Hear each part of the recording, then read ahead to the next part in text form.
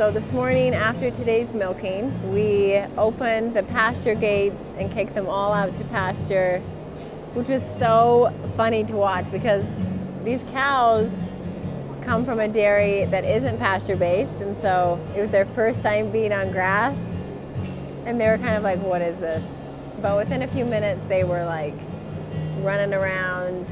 Yeah, it was really exciting to see. And it's just so cool. Like when I walk in the barn, like this view right here takes my breath away every single time. Like Daniel and I visited so many dairies in the US. We also went to Europe. And there was so many awesome things that we learned from every single one of the dairies that we saw. And like Daniel said last month, he was like, it's kind of funny, like every dairy that we go, like we learn something that's kind of like life-changing. And I feel like this barn and the way we're doing things is a reflection of all that study and dreaming and planning that we've been doing for the past 3 years. So super cool. So this is our second evening of milking, which will mean that it'll be our fourth time milking these cows in this new robotic system. Now these cows came from a very different system, being milked more in a traditional parlor setting. A couple of the big obstacles that we had was one, letting them trust this new contraption. Originally when we started to wash them, when the robot started to wash them, they'd immediately want to kick that robot off. Just the cadence, the sounds, the texture of the robot contact is so much different than what they were used to. Cows are creatures of habit. So when you mess up any part of their routine, that scares them. That makes them want to back up. That makes them want to, run away. That's part of the process, but every single milking, now we're on our fourth milking, they've gotten a little more comfortable, a little more used to this new system. And now by the fourth one, you can really see the light at the end of the tunnel, that they're gonna really like this system. Overall, it's been just so the robot can get to know the teat placement and that sort of thing. And they were here, all the boys were here until like 1:30 a.m. last night. So it was a really late night for them. Cows came 9:30, milked them at 10 a.m. and then we had to milk them at 10 p.m. We were here till like 2 a.m. milking cows. That is so cool. That cow went through voluntarily. She wanted to be milked, went there on her own, went in, got milked, and came out. And so the cows are being trained and that's what's so cool about the Laylee robot is that the cows want to be milked. They want to be in there, and so it just takes the labor down on, my microphone. Takes the labor down in dairy farming like hardcore. Okay, you binky. Well, there's a lot of cows, and we only have 5 more cows, I think, to name. What did you do this morning with each one of the cows, Charles? We named the cows, so it was kind of fun. Poppy? Is Poppy one of them? Bubbles. Lollipops.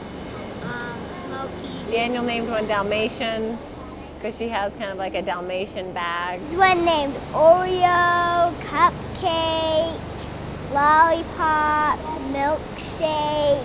A lot of names with refined sugar, I've noticed. A lot of names with refined sugar. And then, I don't know the other names. There's a bunch more names.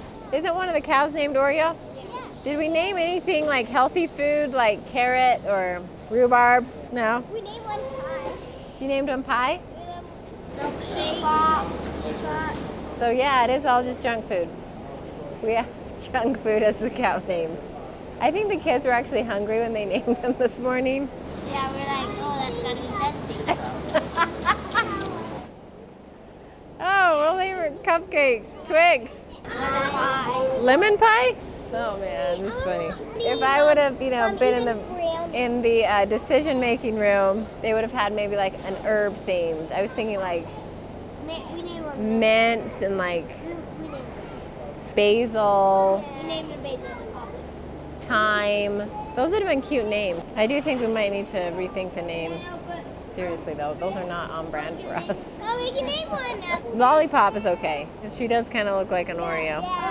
We named. Where's dark chocolate? Honey, I'm thinking we need to filter through some of these names. Yeah, you have to vet these names. I'm like, why don't we do like an herb-themed cow, like basil, mint, thyme, pepper, poppy seed, coriander. Cumin. Hey, this could be cute. Basil. Yeah, that's cute. Rosemary.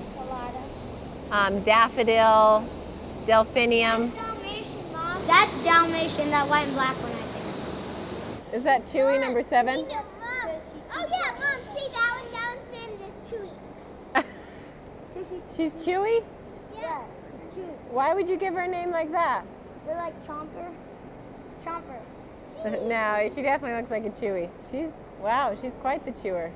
Mom, can we keep that name for her? Chewy? Yeah, we can keep that name. I like that name. Chewy. Big Bertha, wow. She ran in there and started pounding food. She ran in there. She's trying to keep her figure. Oh, yeah. So cute. It's kind of fun to have old grandma cows because they're so wise. One of the other really different things is they're not used to eating while they're milking. Usually they eat in the bunk like they were at the dairy before this, and then when they're milking, they're just being milked. Here we want them to eat their grain pellet, their sweet pellet while they're being milked, because that's the main incentive for them to transmit through the robot autonomously without us having to intervene at all. Well, to do that, they have to eat in the robot. And so a lot of them are, just not used to, eating while milking. So you just kind of, have to learn to multitask a little bit.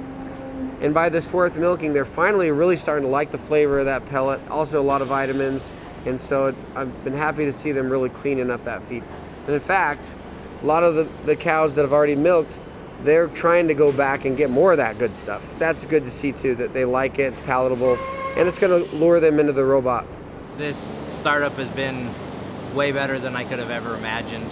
Cows are wanting to go through on their own after only 3 milkings. It's smooth.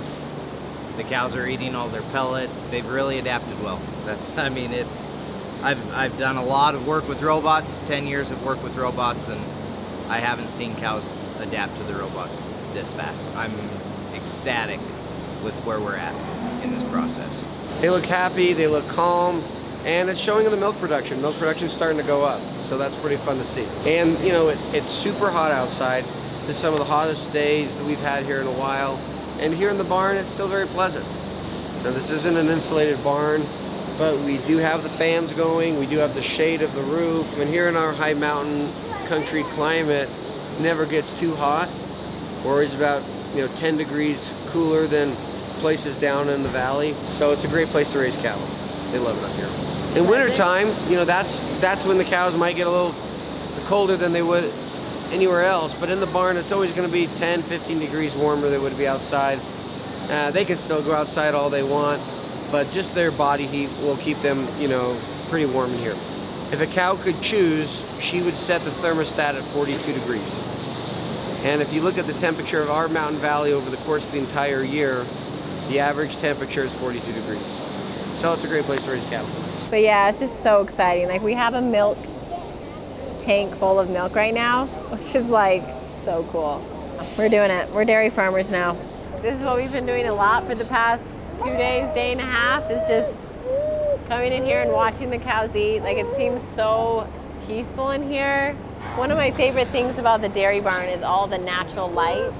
The cows are just in the sunshine, all day long. So much airflow. Obviously today we opened up the pasture, let them go out and eat grass all day today, which was so fun to see. What's better than cows on grass? Literally nothing. So that was really fun. Daniel and Jonathan, they really spent 3 years just planning out all the details, what was gonna make this dairy barn extraordinary and peaceful and beautiful, and a place that not only cows want to hang out, but we want to be there too. We can really see in the last 24 hours all those details and thought and intention are paying off. So far, everything is going exactly how we envisioned it, which is really exciting. We are going to start bottling our own milk for our own customers here on the farm and have that option for them. So it's going to be pasture-based, cream top, raw milk. We have the tags and the bottles in the bottling room all ready to go. So it's super exciting. We're excited for that to happen.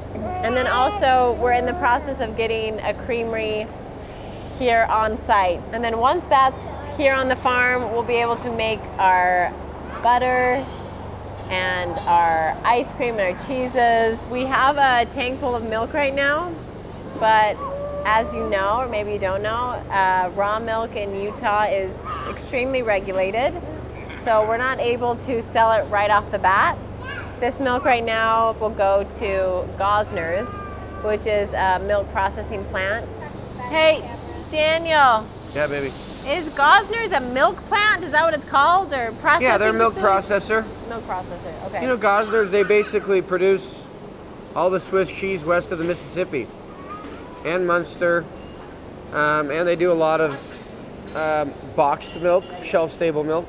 You know, initially we kind of envisioned the creamery and the dairy and everything like popping up at the same time in our world. 3 years ago, we're like, oh, everything will be ready at the same time and we'll be rolling, but that's not quite how it works. And I'm also like kind of grateful that it doesn't work like that, because you can't run faster than you have strength. So it's been really good to focus on this, get the cows here, get them milking.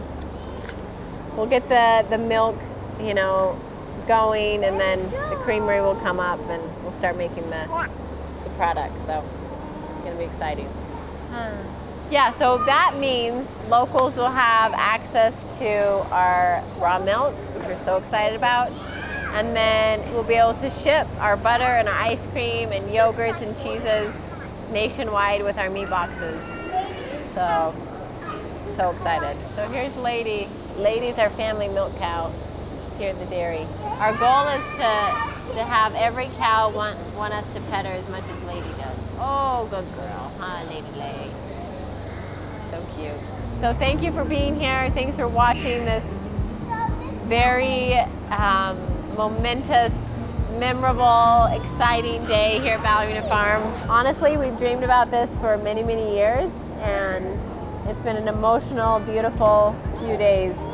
So we're excited and grateful that we could share with you all. Thank you.